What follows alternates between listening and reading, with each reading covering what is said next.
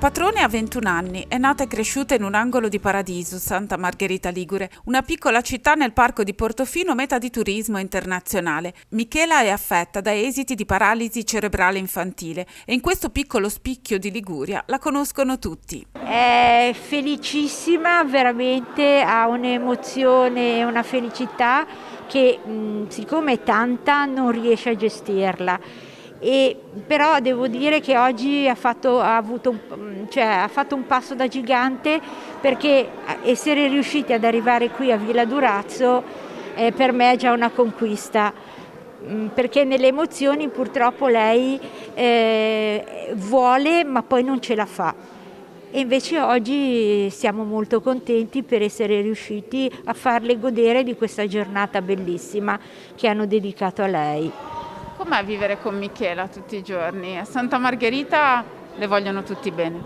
Allora, a Santa Margherita noi ringraziamo di vivere qua, perché essendo una cittadina diciamo dove siamo conosciuti tutti, la Michela è conosciuta e tutti le vogliono bene. Quando usciamo per strada non c'è persona che incontriamo che non le rivolga o una parola o un saluto. In effetti quando usciamo dobbiamo sempre calcolare un tempo lunghissimo, perché non riusciamo mai a fare tutto quello che dobbiamo fare, perché siamo sempre fermati dagli amici, dai conoscenti. E Michela Santa Margherita la ama, l'adora, e la sua città veramente la sente molto nel cuore. E questo lavoro, probabilmente questo progetto che ha fatto insieme all'Annalisa, è proprio nato dal cuore, dall'amare la sua città, da amare le persone, gli amici, e questo a me rende veramente molto contenta. La vita insieme a lei è sicuramente abbastanza, piena di intoppi, di sacrifici, però ogni cosa che è un po' pesante, subito dopo arriva un qualche cosa da lei che mi riempie il cuore di gioia, a me e a mio marito, anche solo una frase, un'emozione che riesce a dircela. Ecco, questo per noi è veramente la cosa che ci appaga di più, perché essere riusciti ad arrivare in contatto con Michela per noi è un traguardo grandissimo e ci aiuta anche a superare tutte quelle difficoltà che incontriamo nel nostro percorso di vita. Chi si ferma a salutarla quando accompagna la mamma nelle commissioni con la sua carrozzina, dotata di tavole grafiche e di un quadernone per la comunicazione, scopre che Michela ha sentimenti ricchi, profondi, talvolta complessi da affrontare dal punto di vista emotivo e soprattutto difficili da esprimere per lei che non comunica come fanno gli altri. Come vi siete accostati alla comunicazione aumentativa? Perché quando è nata Michela forse era un approccio che non era così noto e sicuramente ancora adesso ci spiegavano che non è così diffuso, insomma, non si conosce molto e sicuramente ci vuole molto impegno. Ecco, questo sì, noi ci siamo arrivati ascoltando, sentendo parlare della comunicazione aumentativa, di un nuovo modo di comunicare per i ragazzi che non hanno un linguaggio orale. E devo dire la verità che con Michela abbiamo iniziato questo percorso e all'inizio è stato lento, perché prima di Michela lo dovevo accettare io. Però quando mi sono trovata di fronte alla realtà di vita che purtroppo Michela non aveva nessuna autonomia motoria e però poteva avere un'autonomia di pensiero, ecco, quello è stato la chiave per farmi accettare la comunicazione aumentativa. E da lì abbiamo iniziato attraverso tutte le esperienze, facendo tanta esperienza con Michela, perché la cosa importante è l'esperienza. Dall'esperienza abbiamo potuto a farci aiutare dalle icone, dalle parole, e se l'è costruito lei ha un quaderno di comunicazione altissimo che tutti me lo chiamano Bibbia, proprio perché è un quadernone, però se l'è costruito tutto lei, tutto da sola in base alle esperienze, e lei usa tutti queste icone e queste anche le parole, perché adesso che è un po' di tempo che ha acquisito il codice alfabetico, e lei scrive anche con Letran, che è un vetro dove sopra c'è tutto il codice alfabetico, dove non ha l'icona, e lei scrive la parola, e questo fa sì che prima di tutto il suo pensiero si è evoluto e ci aiuta veramente a capire tantissimo. Io devo dire la verità, quando conosco una mamma che ha una situazione con un ragazzo, un bambino, perché bisogna cominciare da quando si è piccoli a fare questo percorso, e quando ha un bambino che non uscirà il linguaggio verbale oppure è lento ad uscire, io consiglio sempre di appoggiarsi alla comunicazione aumentativa alternativa, perché è di grande aiuto veramente a tutti. E purtroppo è vero, non è molto conosciuta, non lo so, forse bisogna entrare un po' in questa ottica di accettazione di tante cose, però la mia esperienza è che ringrazio il Centro Benedetta d'Intino, che mi ha aiutato tantissimo in questo percorso, la dottoressa Rivarola, che per me è una cosa che non ho una parola per descriverla, perché io qualsiasi cosa ho di dubbi o di comportamenti di Michela, io mi rivolgo a lei, mi rivolgo alle persone del centro, e ho sempre un sostegno e un confronto che per me è importantissimo. Ecco, questo è il mio percorso di vita fino ad oggi. Michela, insomma, non ha autonomia motoria, ma autonomia di pensiero. Si esprime attraverso la comunicazione aumentativa alternativa. La mamma ha conosciuto questo strumento e ha affrontato il cammino lento di apprendimento grazie al supporto del Centro Benedetta d'Intino di Milano. Che cos'è la comunicazione aumentativa? La comunicazione aumentativa ha una definizione clinica così, ma è tutto quello che può aiutare chi non può parlare e scrivere a comunicare.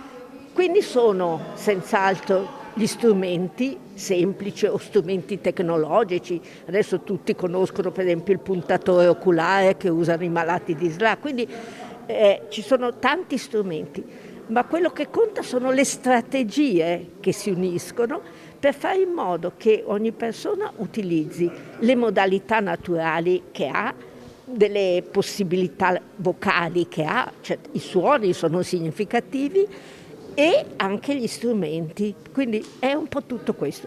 Quello che però nel tempo si è rivelato una delle cose più importanti è la disponibilità dell'interlocutore a voler ascoltare una persona che non parla, a calcolare la persona capace di pensare e che impari le strategie di comunicazione che possono aiutare quella persona. Ecco, questo fa capire una cosa: non si tratta solo di un approccio tecnico, si tratta di un approccio umano, insomma di una sorta di educazione di se stessi alla comunicazione. È un approccio relazionale, perché prima di uno comunicare vuol dire non fare un test o chiedere delle prestazioni, ma è che la persona abbia voglia di comunicare e comunichi con te. E un'altra cosa importante è, quando si inizia, non sottoporre solo a domande la persona, ma parlare. Se io sono qui con Michela, gli dico: sto vedendo il mare, che bel mare, sai che mi piace tanto, ce lo siamo detti stamattina. C'è un vero discorso dove anch'io posso dire le mie emozioni. Quando io vengo a Santa Margherita sono sempre affascinata dal mare, ma io devo incominciare a dire queste cose. E allora Michela mi risponderà: non sottoporli solo a domande, spesso domande di cui sappiamo già la risposta.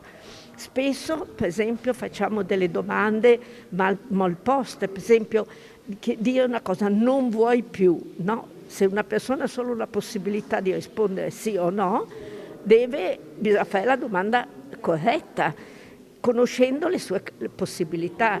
Oppure, per esempio, quante volte ai bambini ti dice: hai sete? Vuoi la Coca-Cola? No, una domanda per volta. Quindi tutte queste, che io chiamo le strategie, vanno insegnate alle persone. Sono quelle che andrebbero insegnate a tutte le persone che possono interagire con una persona che ha queste difficoltà. Quando ha conosciuto Michela? Adesso io non mi ricordo, ma sarà più di 12 anni che ho conosciuto Michela. Prima venivano regolarmente a Milano, adesso vengono quando possono. Io sono venuta delle volte qui per parlare con le insegnanti e così. E poi c'è uno scambio continuo con la mamma, che quando Michela ha questo bisogno, insieme si pensano a delle strategie, a volte anche per esempio delle strategie visive, di modo che Michela possa sapere quello che succede prima o dopo, perché magari è ansiosa e non può chiedere. Quindi la mamma interpreta i bisogni e noi cerchiamo di pensare insieme a delle soluzioni. A volte gli mandiamo via mail i simboli per poter fare come noi prendiamo appunti su un'agenda, per fare un'agenda per Michela, quindi c'è un continuo contatto. In questo senso è un lavoro che potenzialmente non ha mai fine, cioè molto spesso le persone chiedono quanto dura un intervento, mai. Noi seguiamo bambini che hanno incominciato a 5 anni e adesso cerchiamo di cominciare molto più precocemente, verso 1 anno, 2 anni, no? E dura fino a quando diventano grandi, perché i bisogni cambiano e allora per esempio c'è sempre il bisogno di formare i nuovi partner. Una persona va in un diverso centro, bisogna formare quelle persone. Quindi è un lavoro che in teoria non finisce mai e questo bisogna saperlo.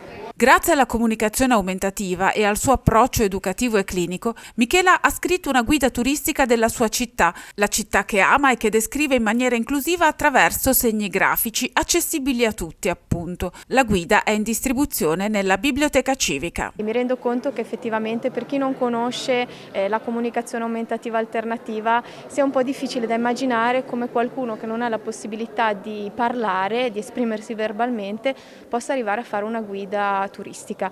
In realtà questo è possibile perché questo approccio, che appunto è un approccio educativo, quindi appunto di relazione con la persona e anche clinico, che offre degli strumenti per realizzare questa comunicazione, permette invece anche alle persone che non possono parlare di dire qualsiasi cosa. In che modo? Si possono utilizzare delle icone, quindi che simboleggiano proprio con delle immagini i significati, i contenuti. E a volte si usano anche dei simboli che rappresentano i concetti e poi si utilizza anche l'Etran, che è uno schermo su cui ci sono le lettere, e semplicemente questo schermo trasparente, mettendosi l'educatore da una parte e l'utente dall'altra, si guarda dove con lo sguardo il soggetto va a guardare. In questo modo si crea proprio la parola precisa, quindi si può davvero dire un nome, qualsiasi parola. Per cui attraverso questi strumenti è possibile esprimersi. Lei e Michela siete andate in giro per Santa Margherita, quindi oltre ad un lavoro di cura della comunicazione c'è stato anche un lavoro di cura dello sguardo. Esatto, il nostro intento era appunto di verificare sul campo che cosa realmente fosse accessibile a tutti, per cui abbiamo viaggiato per Santa Margherita, abbiamo visto dove davvero si poteva accedere con la carrozzina, abbiamo visto che cosa si poteva davvero vedere, si avesse la possibilità di osservare con comunque la difficoltà che si ha muovendosi in questo modo. E quindi sì, è stato poi anche, oltre a un modo per sviluppare le capacità comunicative di Michela, è stato anche un modo per esplorare la città di Santa Margherita. Abbiamo anche noi scoperto delle cose che non sapevamo di Santa Margherita. Quanto tempo ci vuole per imparare i rudimenti di questo tipo di comunicazione, per renderla quindi qualcosa che possa essere utile per tante persone? Beh, partiamo da un presupposto, è qualcosa comunque che si impara in continuazione, perché comunque sia è qualcosa che va personalizzato sul soggetto, per cui non c'è una regola fissa per tutti, si vede in base alle potenzialità della persona, alle sue necessità di sviluppare la comunicazione con la persona. E appunto è stata presente anche la dottoressa Rieva Lora del Centro Benedetta Dintino, che è stato il primo centro in Italia a sviluppare questo approccio, per cui c'è una scuola, adesso è stato anche istituito un master presso l'Università Cattolica del Sacro Cuore, per cui ci vuole una certa preparazione, quantomeno di un anno, per imparare, diciamo, i rudimenti di questo approccio, e poi appunto l'esperienza continua dà poi molto, insegna davvero molto.